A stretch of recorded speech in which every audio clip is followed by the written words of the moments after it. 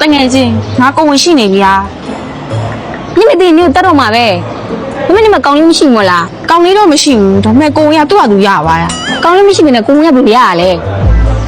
ဒီနေ့က April Fool လေတငယ်ချင်းနင်ကလည်း မင်္ဂလာပါသူတို့ဒီနေ့ဝါတီဆိုင်မှာအဝါစာ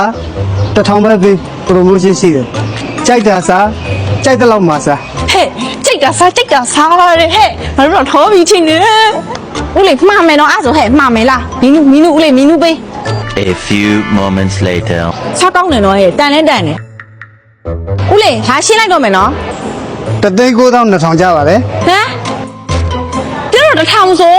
စားအောင်ဝစားဆို ဒီနေ့က April Fool လေ